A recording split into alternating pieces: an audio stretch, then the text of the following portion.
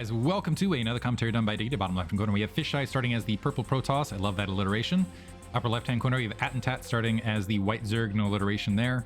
So psychological advantage initially to Fischei. This is BSL Season 16 Hostile League Round of 8. Best of 5, excuse me, between Attentatt and Fischei. Fischei taking game 1.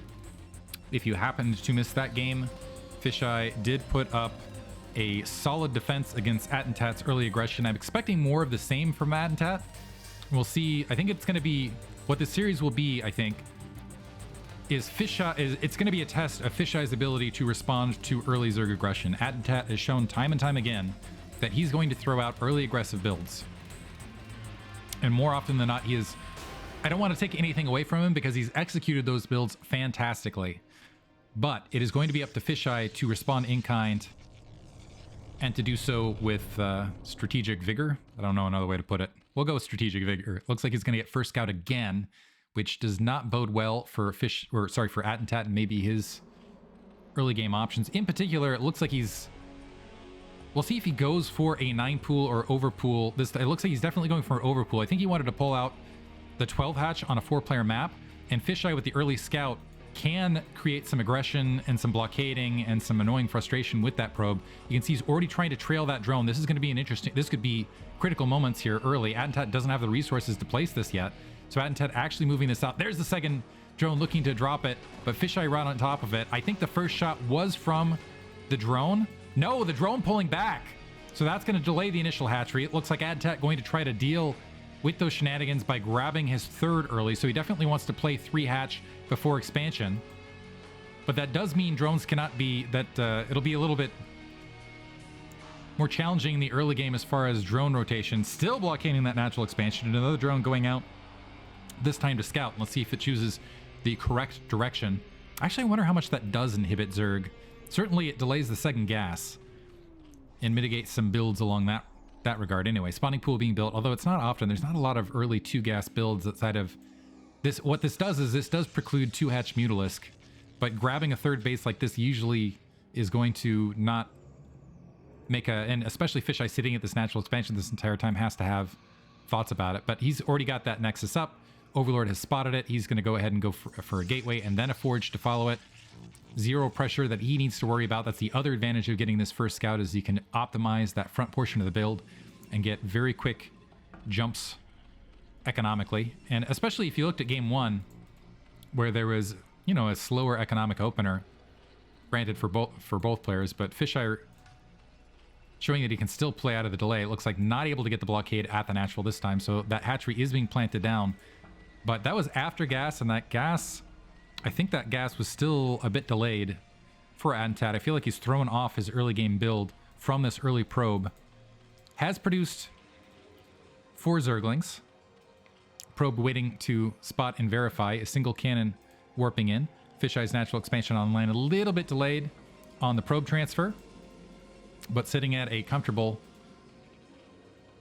2 bases and 17 probes. Probe going to go ahead and march out. Let's see if it walks up to that third. Trying to maneuver around those Zerglings. Attentatt able to wipe it out this time. I'm curious if that is going to... No, okay. I was going to say, I wanted to see if the response was going to be an instant tech to Hydroden and a 973. Instead, we see the layer being built. Another probe making its way out. Wants to try to confirm that tech. Cybernetic score is actually... See, that's just out of vision of that Overlord on the low ground. I think he was expecting the Overlord to take another angle and go for a dive into the main and maybe try to hide tech that way. Probe able to get up into that third, see the drone saturation. The Zerglings on response, a near surround. But now it's going to be a race to that ramp. Fischei trying to angle about. If he can get up and spot that layer, that will be a huge advantage. The Zerglings able to blockade right there. But getting a good look at the general saturation here. Also able to confirm that that second gas wasn't grabbed. He is opting for a Citadel of Adun and Stargate. So I think from the vision... Oh, and a Zealot able to get up here as well. Unfortunately, there's not a lot of territory where it can pocket itself. You can try to get there. It looks like he's going to go for a drone kill. Does get a drone kill. And also, this was unnecessary from Attentatt, did the group surround an attack, and that's going to interrupt some of his economy there. A probe actually in the main, cycling in and confirming both the layer and the spire, and starting to work on damaging the probes coming out of, or the drones coming out of gas. So Fischei, being a menace everywhere, is going to lose that second probe, but valuable information. Second assimilator being morphed in, and I think he's going to go ahead. Let's see if he goes for the DT style against this. Yeah, Templar Archives warping in. And I believe he's going to go for the old classic Bisu style-ish build with the Corsair and DT to follow this up. I'm not sure if he's going to invest in +1 weapons, however. Making his way out, the Spire has finished. Given the timing of all this, an Overlord should fall if Fischei just options to attack. Gonna wander in, confirm that Spire is finished. And with the timing of it, let's see if he just comes back home or if he does. Yeah, I think he realizes he's got time. And it looks like the Scourge not being built at the natural. So the Scourge being built off position almost guarantees that this Overlord is in fact going to take a hit.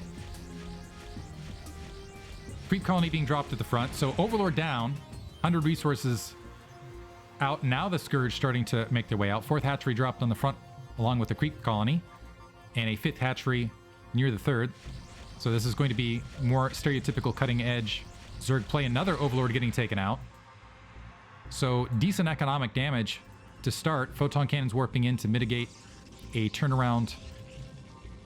This is kind of interesting placement of that cannon, actually. I mean, it can protect the Corsairs, but it doesn't really protect the main. Few Mutalisks being constructed. Some Dark Templar making their way out to the field. We do have an Overlord, but that could very quickly be sniped. Once these Corsair get out in sufficient numbers, there are Overlords in that protective Sunken Colony out on the front. Let's see where these Dark Templar choose to go. Taking initial hits. This Dark Templar certainly gonna get wiped out. Well, I say that, but the Overlord's now slowly trying to make it back to the main, and there's no detection to the north. Finally, the Overlord lagging a bit, able to get some additional hits. The Dark Templar moving up, able to just wide walk his way in and get 3-4 drone kills before getting wiped out. So additional economic damage inflicted from Fischei. He's at double the worker count right now in a very comfortable position. Corsair count continues to grow.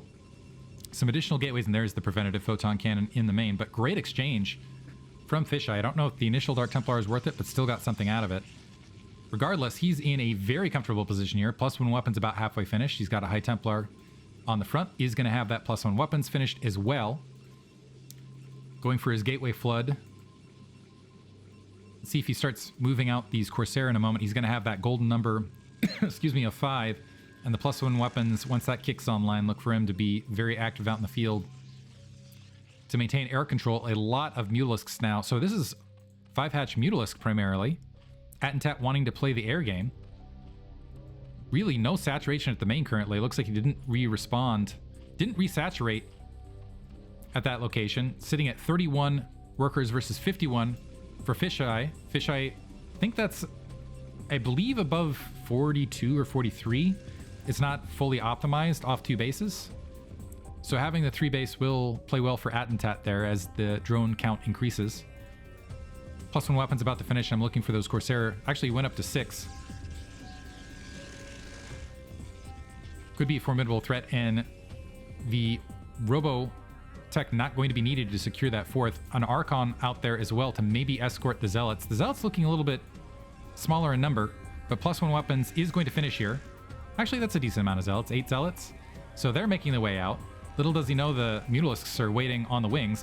Never mind, he does spot it. And they're just going to eat a face full of cannon fire.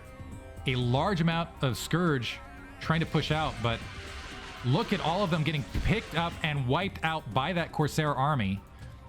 And now the Zealot's going to be able to march into the 3rd. They should be able to wipe out that Sunken Colonies, particularly with +1 weapons. And I don't think these Mutalisks are going to be able to provide any support because they're just going to get shredded by the Corsair on approach. Did a single, I thought there were 6 Corsair. One of them being lazy. Attentatt just calling GG right there as he realized he wasn't going to be able to stop that attack at that 3rd. So again, well played from Fischei.